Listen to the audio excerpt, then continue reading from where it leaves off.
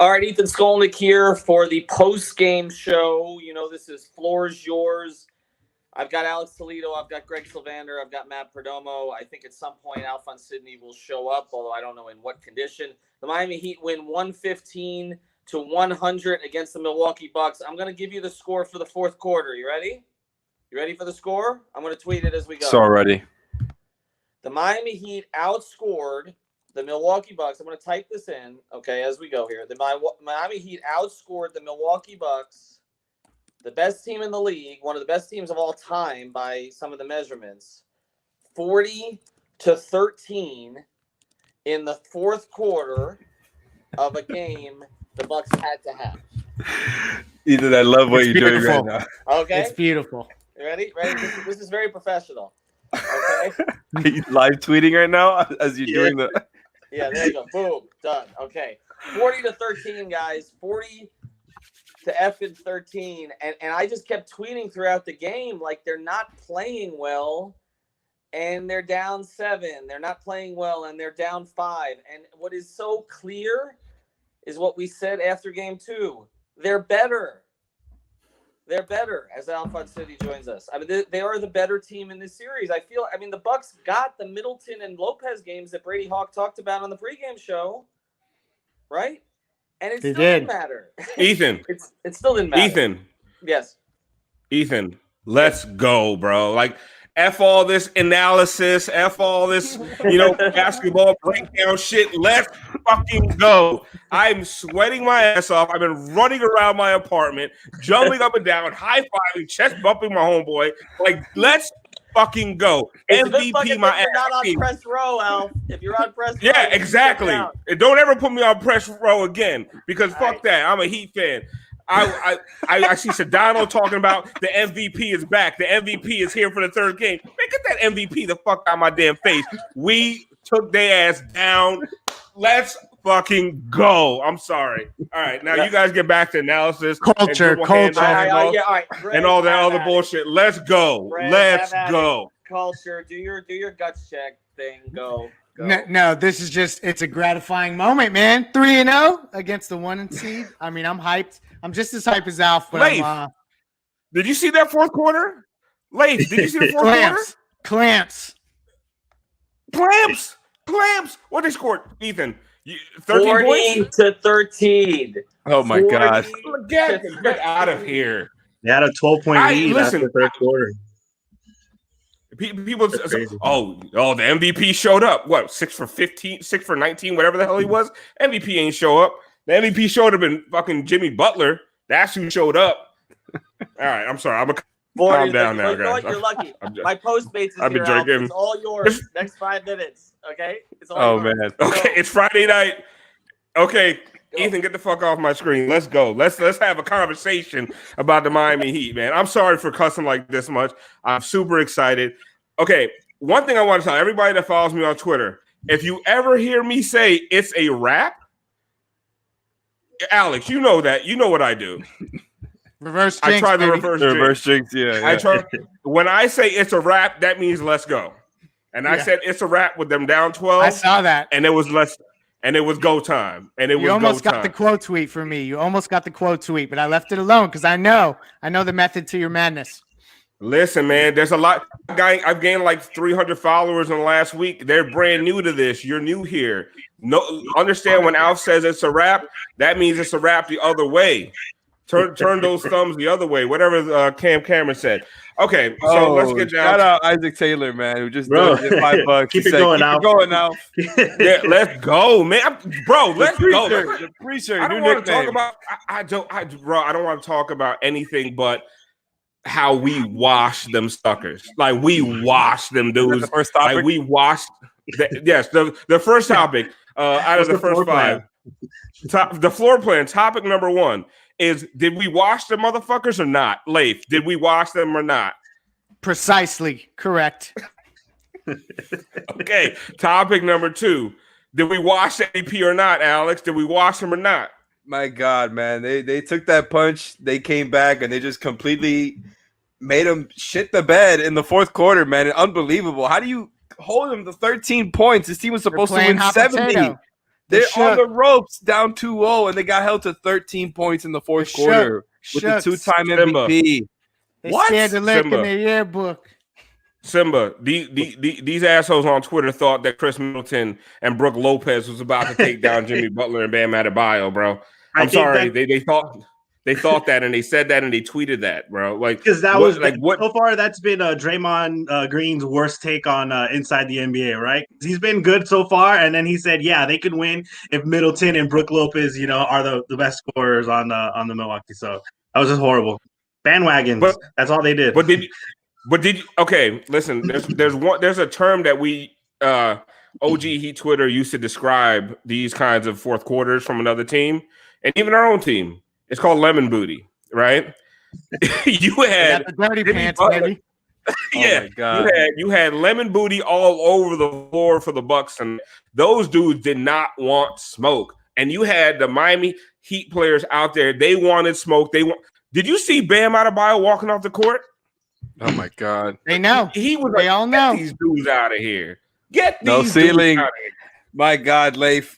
No ceilings. Were you so right about that? Jesus Christ. You look up and he's got 20 and 16, and it looked like he barely even tried. Bro, he was everywhere. Offensive rebounds, tap outs. I mean, and I mean a couple little jumpers in the lane. And like, let's just I'm actually looking up stats now because Ethan's back, so I got to be more professional. All right, well, no, I got to check on you. I got to see what's happened here. I'm sweating more than I was. The heat is on.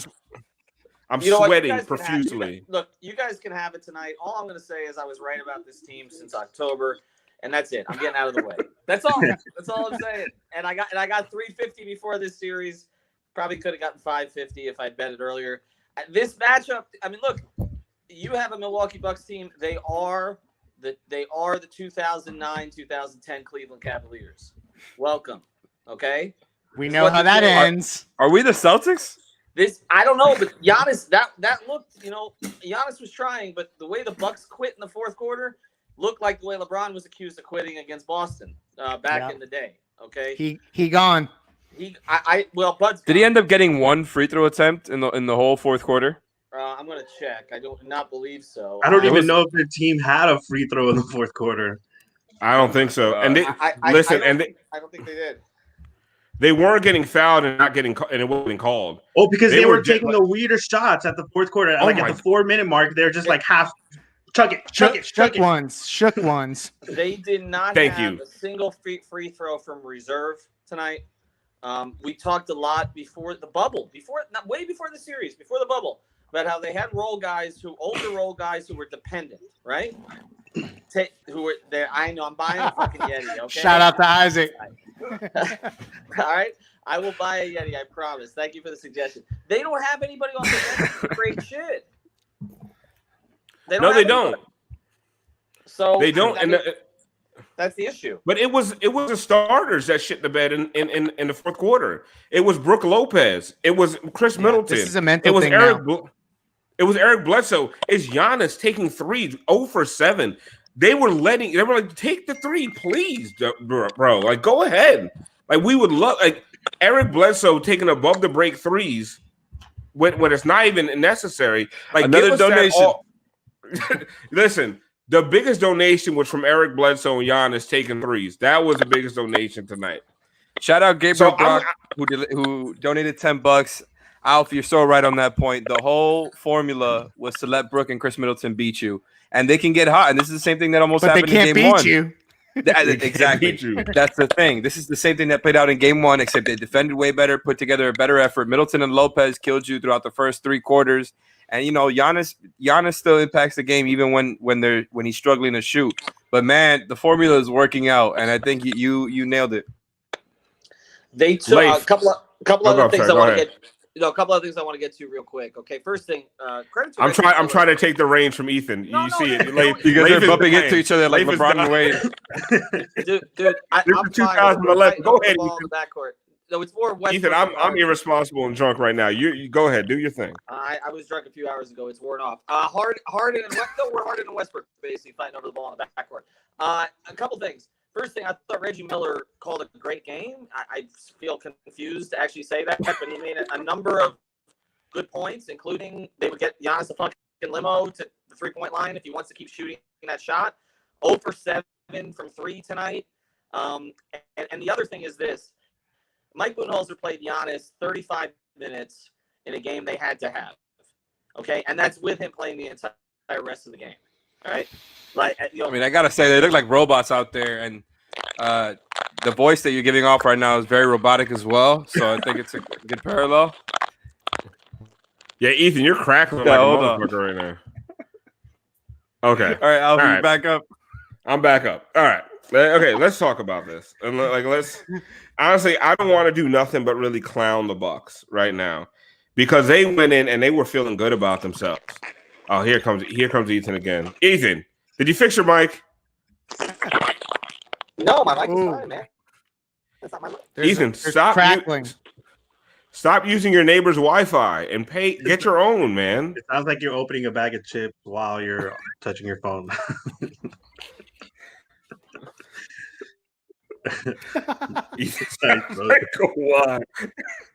Okay, let's. All right.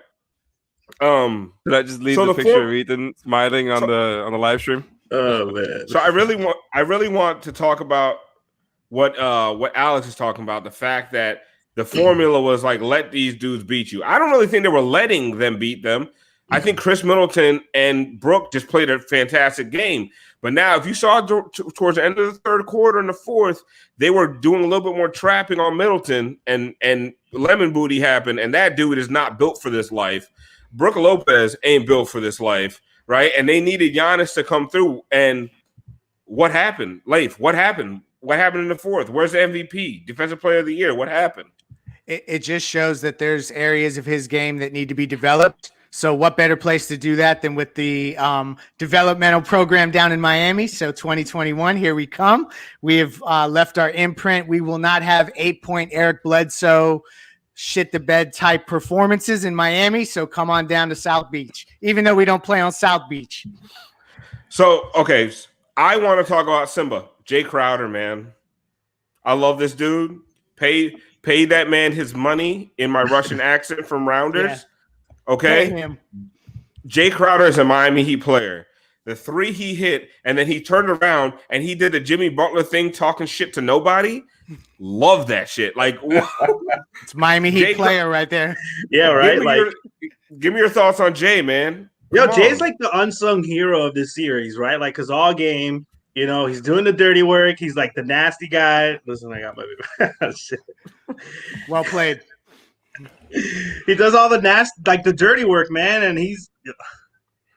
And then he hit 5 for 11 on threes, bro.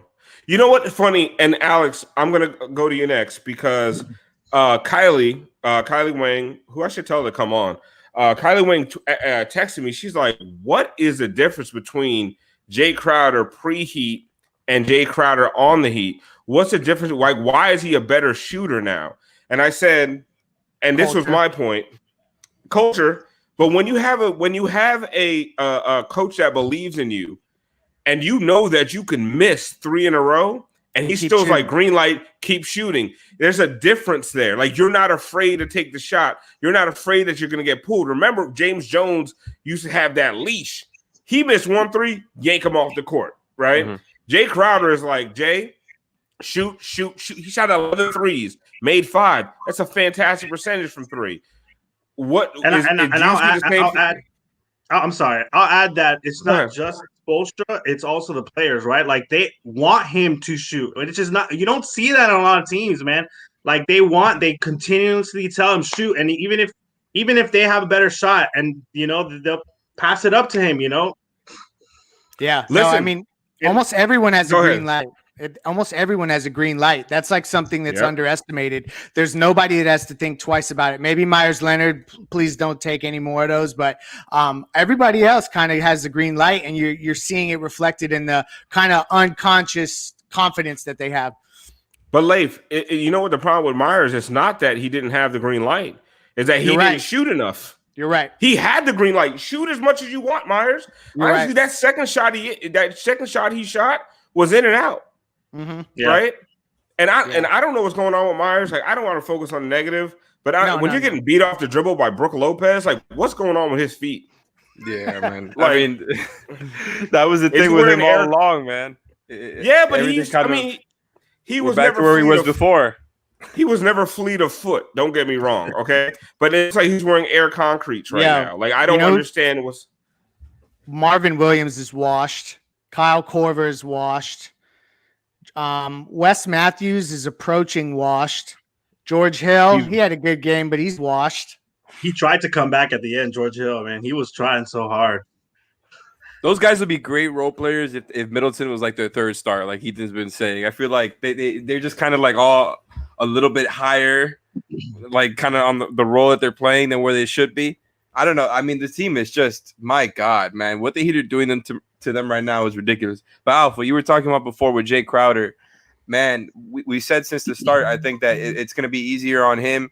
And it has been just because there's so much damn shooting on the team. He doesn't need to make all the threes, right? And I think kind of he's the guy that they're letting shoot more often than not. And the Bucks are definitely doing that. He's taking more threes than everybody this series, and he's taking a lot of wide open ones, like you said. And I think all of that has to do with the fact that he's on there with 3+ shooters every single time. You know what I'm saying? It's not like the Grizzlies or the Jazz or another non-shooting team who picks up this 3-and-D guy and kind of wants him to be better at the three part than he is. You know, like they put him in the right role. I feel like it's the right roster for him. Alex, how many times did we see tonight Duncan Robinson pass up a kind of open three for a Jae Crowder three? Yeah. And before tonight, have we ever felt good about that sequence? No. Tonight I was like, give it to Jay, bro. Oh, yeah. Give it to Jay. Okay. My God. And I want to take credit once again for saying that Jae Crowder against Giannis whatever his name is, Antetokounmpo, was going to surprise people, right? Strikes again. Right? I said it, and I was laughed at, mocked on Twitter. Oh, they don't defend one-on-one. No one ever said they're going to defend one-on-one, but that guy is strong enough to play to at least stop him from just completely destroying you. And Derrick Jones Jr. played some good minutes, but I didn't want to get negative, but Kendrick Nunn, is he playable anymore?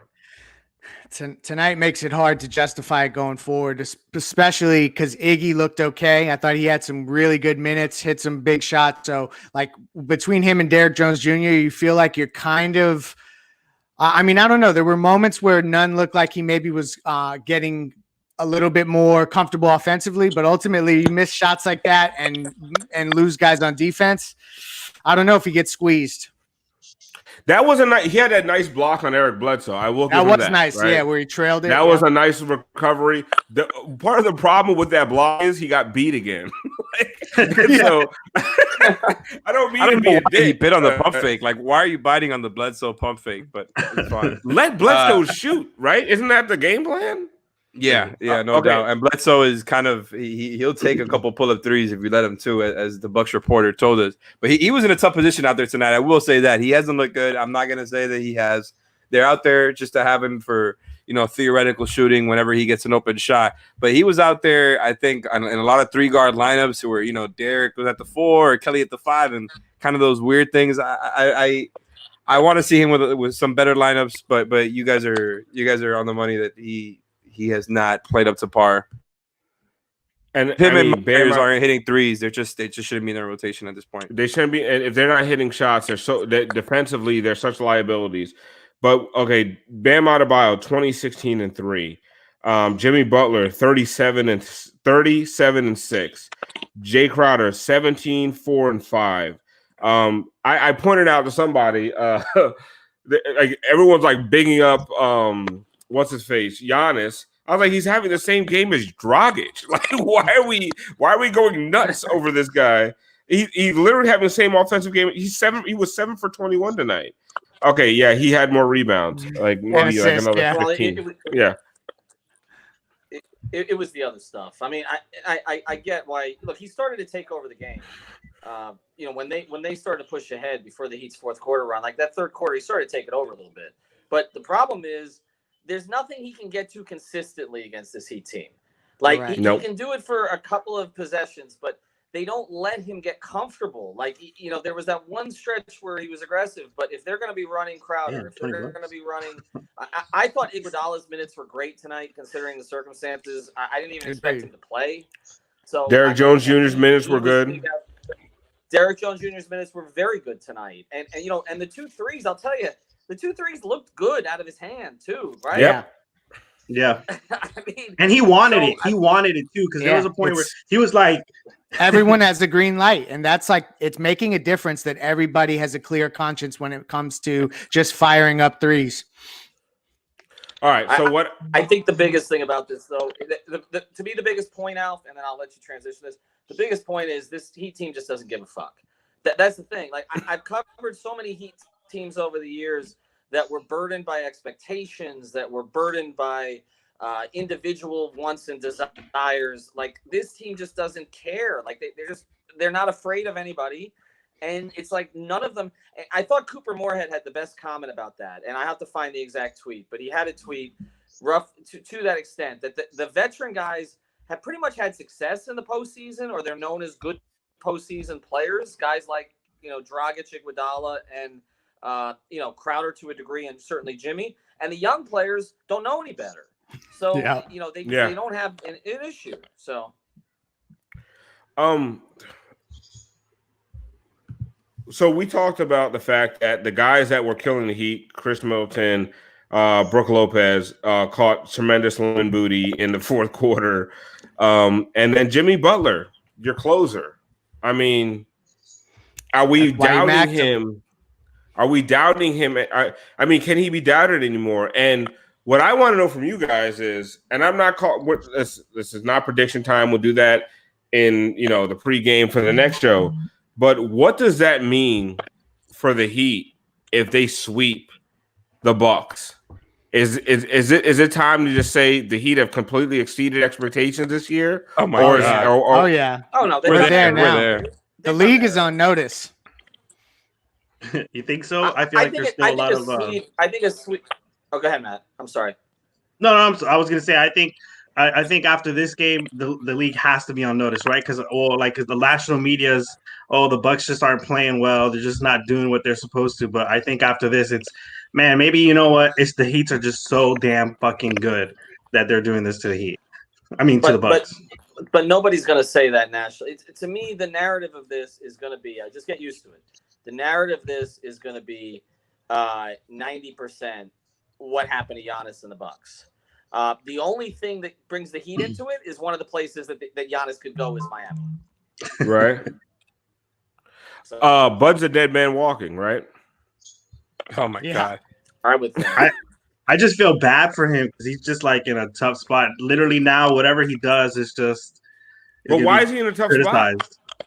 Why is he in a tough spot? Like I'm just saying he put it on himself. You know, it's just that like now it's like. Oh, why? I bet you today is gonna be like, why is he playing Giannis so much when he was hurt? Because he was obviously hurt. You know, they're gonna bring that. No one's gonna say that. They're gonna say, why didn't he play more?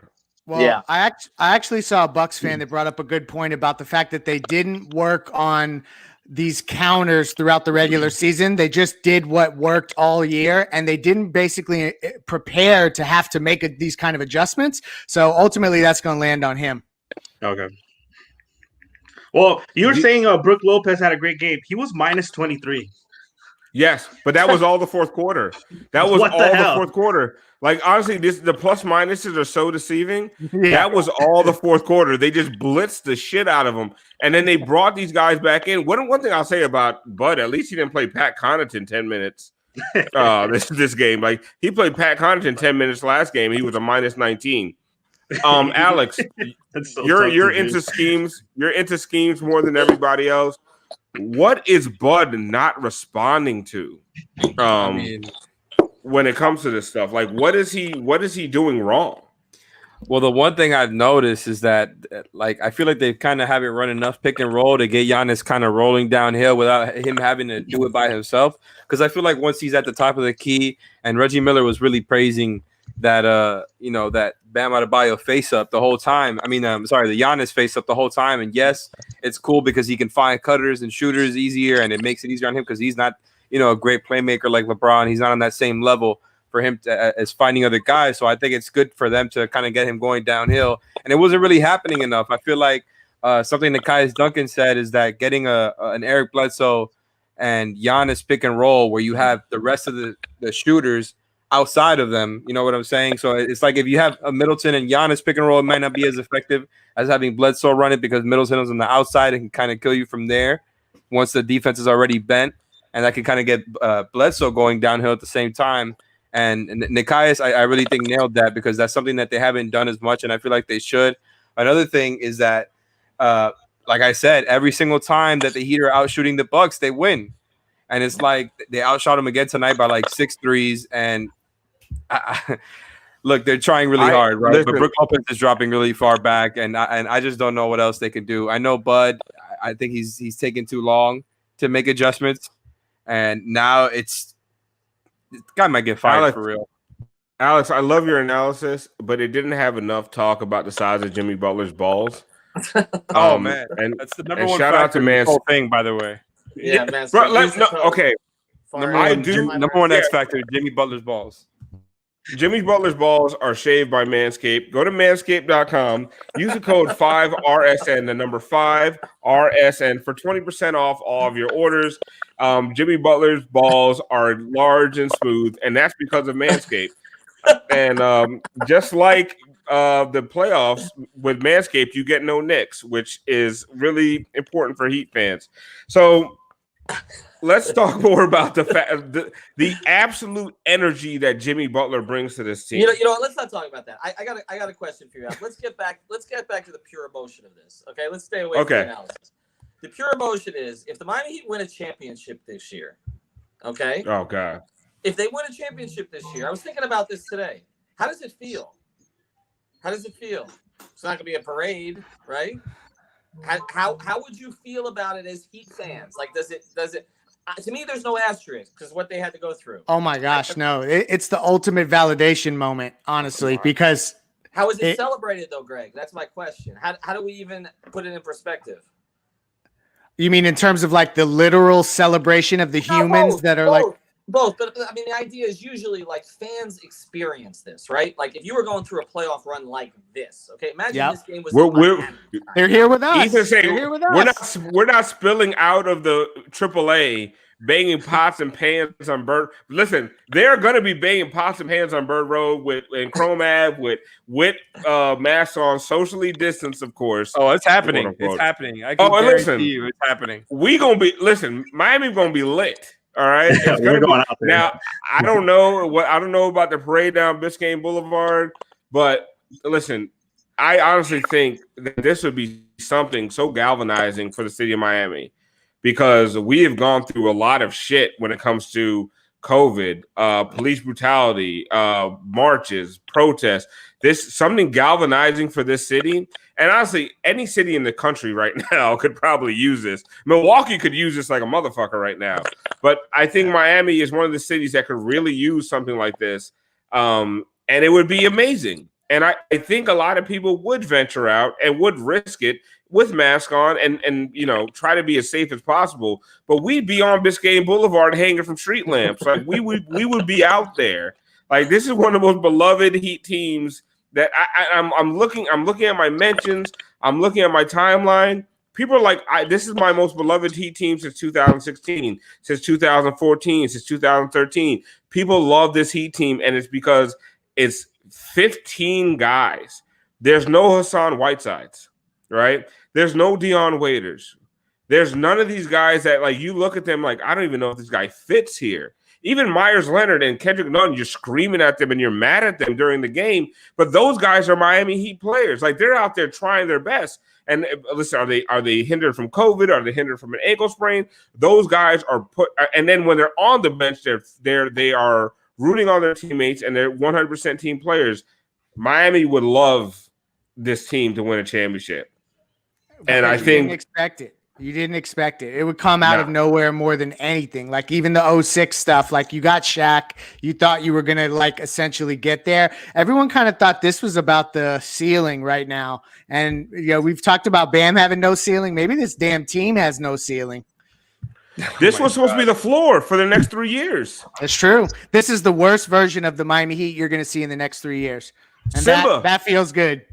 Simba, this is supposed to be the worst Heat team till 2024. Like, what's going on? I just feel like it's all the right. I don't know, man. It's like everything just happens to align at the same time, right? I guess I hate to say that the COVID helped us, but COVID helped us, man. Because if not for that, Tyler Hero wouldn't be playing in the way he's playing. Andre Iguodala probably wouldn't be playing the way he's playing. Jae Crowder, he came in really hot right as soon as he got here, but I don't know, man. So we're all done questioning that Justice Winslow trade. I don't want to argue with Alex about this anymore ever again. We're done questioning that Justice Winslow trade. Every time Jae Crowder hits a 3, I curse Alex a little bit in my heart. Jae Crowder getting $15 million from the Heat for next year. Oh my god! There's going to be some balloon for payments. 1 year. Okay, that's fine. Stop it. There's going to be some balloon payments next year. Don't make him pick between Crowder and Goran, please. They won't. They won't have to. Don't worry. I think we need to look ahead, right? I mean, they're not going to blow a 3-0 lead, or this would be the ultimate 5 reasons Jakes. Oh my gosh! I think. By the way, I had to eat the L that, like Ben said, on the Sixers too. By the way, who I called unsolvable and then fought with Alpha all season. I mean, in 2019, which feels like a long time ago. But yeah, this is so much has changed, man. They're so ahead of schedule. It's not even funny. Listen, man, we all got to eat. We all got to eat L's because Jimmy Butler was not this during crunch time in the regular season. He was not, right? He's become this guy who he just refuses to lose. Down 12, you're like, okay, we can take the L on the third game. We'll be down. We'll be 2-1. We can take the next one 3-1. We're gonna, Heat in 5, right? Heat in 6. He just refuses. It's like, no, I'm gonna put my head down, drive to the rim. I don't care what happens. We are going to win this game, and the whole team takes on that personality. Yeah, it is going to be my fault. It is going to be my fault. There's no question. No, they take on his personality, but it's what I was saying about the way he approaches series. He doesn't look at them as one game.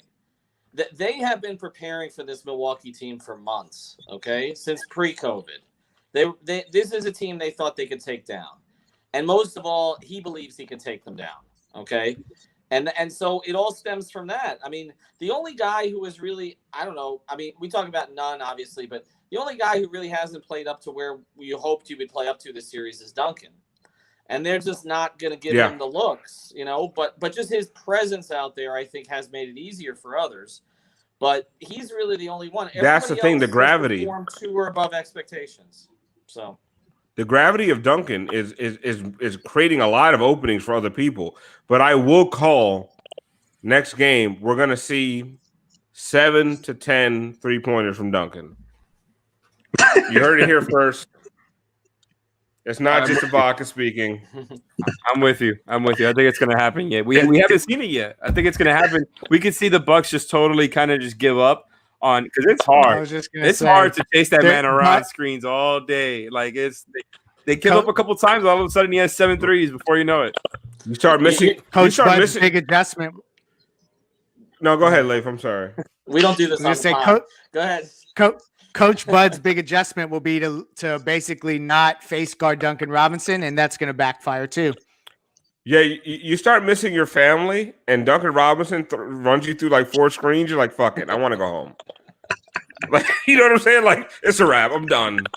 Like, he's hit 3 in my face. Like, I'm just done. Like, let's just go home. Especially when your family has like a front row of you running into screens. You're like, you get hit and you look at them and you're like, nah, I can't let that happen again. Like, bro, my baby's watching me get clowned. Like, I'm done. I want to go home. Can you imagine the families that just came into the bubble like this week? It's like the Bucks families just came in. It's like they haven't even unpacked. They're just the clothes are still sitting there in the bags, and they're like, "Oh, baby, we gotta go back." Sorry. They still have their reservation for Disney, and they're like, "I might not even get to use this." We're not even gonna make it to the Epcot Wine and Food Festival. We're gonna go. We're out of here. I mean, not only that, we gotta go back to Milwaukee. So I work. That's My insult boss, to injury. My boss, like, I travel a lot for my job, right? And then so we'll go away to Chicago or New Jersey, whatever. And like he's the kind of guy who literally unpacks his suitcase and puts his clothes in the dresser in the hotel room. Yeah. There's not a single Bucks wife that has unpacked their clothes and put them in the dresser. No. They're like, we're just gonna live out the suitcase and keep the baby's clothes in the bag. Like we're not doing any of that shit. Alf, do you do this? Because I always carry it further. Not only have I never unpacked and put anything in anywhere in any of the 3,000 hotels I've stayed in, but I also then when I get the clothes home, they don't come out of the bag for 6 months. Like I'm like no. Oh, where the hell did I? I'm OCD. No, I dumped that right into the washer. No, I'm OCD. I can't. I'm one of these people. Like I get home, I unpack the bag that same night. I can't. I can't walk. Like I used to when I was married, which was, I mean, that's a terrible time. Let's not go there. Yeah. But like we would come back from a trip. I would unpack my clothes, the kids' clothes, same night or the next morning, and her bag would sit there till the next trip. Right. Literally, she would just be living out the fucking bag. Like, what are you doing? That honestly happens to me. I recently got back from my bachelor trip right before this whole pandemic thing happened, and I left all my clothes in the bag. I put it in another room, and like as I needed stuff, I would go and like take out one or two things, wash only those one or two things, and then I would be like, all right, I got it. But Matthew, I'm sick. Matthew, I'm sick because I travel a lot for work. I would come home on a Monday and have to leave on Thursday, and I would unpack my entire bag and repack it on Wednesday. That may night. be a bit much. Yeah, I know. I'm sick. I can't stand that. Like I can't. I know. I thought Alf was like 25. Thank you. No, wait. What Christian Red? Thank you. I thought Alf was like 25. Yes, I am 25 years old. I just made his whole weekend like, wow. 39. 39. From when I had to cover LeBron in Cleveland. It's still there from 2013. It's back to. But that's because it smells like trash from Cleveland. Did you ever see those bugs on the windows that always come like, into Cleveland? It smells like Cleveland. Is what it smells like. All right, let's get to a little bit more here on what I was trying to get to. They're going to win this series now, as most of us predicted beforehand. Who do you want? I mean, Toronto should be done after what happened the other day. Like, who do you want? You want Boston? You want Toronto? I want Toronto. Neither. Toronto. No, I want Toronto because I think Toronto for sure. Bam will expose Siakam, and I'll take my chances with those other guys versus the Kemba Tatum situation. Doesn't matter who we get. We're going 4-0 or 4-1. Doesn't matter. Against this team is on fire right now. I'll take Boston because I don't want 2 point guards that can kill. I don't want Kyle. I don't want to try to stop Kyle Lowry and Fred VanVleet. Like, I don't want to try to stop both of them. Like if we just have to focus on Kemba Walker, that's one thing. But because like we have wings that can defend Tatum and Brown. You know what? We don't have is guys that can stop Lowry and Fred VanVleet. Also, which team is better equipped to guard Jimmy? Because the way Jimmy is closing games, like I think that's a good point. Like maybe Toronto actually has more horses to stick on Jimmy. I don't want OG and Boston does. On Jimmy. I don't want OG on Jimmy at the end of a game. I don't. I don't want to see that shit. I think it's Jaylen Brown, isn't it? Isn't it Jaylen Brown? No. Well, I think it's about the amount, right? Where I feel like Boston has got the most because Brown and Tatum are excellent defenders. Smart is an elite defender, right? Hayward is too, but he's not playing, which, by the way, is going to make him easier to guard. Like we talked about last time, they'll probably zone him and try to make him shoot. But yeah, they got Semi Ojeleye off the bench, Grant Williams. They got a lot of big, burly guys they could throw at Jimmy. Where I feel like the Raptors have got like Norm Powell and Terrence Davis off the bench, 2 small guards starting. So I feel like maybe they're not as big physically as Jimmy is when you're just talking about their guards. I don't want OG on Butler in the 4th. I don't want to see that. Yeah, are you saying as a Heat fan or as a Heat fan? I don't want to play the Raptors. Okay. I'd rather scheme against Kemba and trust I would trust the Heat wings to defend Tatum and Brown and try to figure out Kemba than try to figure out Lowry and Fred VanVleet with Dragic, Kendrick Nunn, Tyler Hero, and Duncan Robinson. Like that's just it's not it's not a good matchup with two guys that can just kill you off the dribble. Like I'm we with talk you about on the point of guards, attack. but the Siakam fall to to crashing here in the bubble. He's not been good. He hasn't been good in any round. He wasn't good in the preseason. He wasn't good in the seeding games. He wasn't good in the first round. He hasn't been good in this series. And to me, he was their unicorn. So I think if you give Eric a little bit of time to figure out how to deal with the two guards, they'll figure out how to deal with the two guards. I still lean towards rather playing Toronto. The comment that comes in here, let's talk Giannis for a second here. Andrew Jolly, hey, Giannis, if you can't beat him. I don't think Giannis would join the Heat this offseason. Correct. If he was a free agent after losing a series like that. But a year from now, if it's not the Heat who knocks him out, he won't be called KD. And I think he can do it. Would you agree with that, Greg?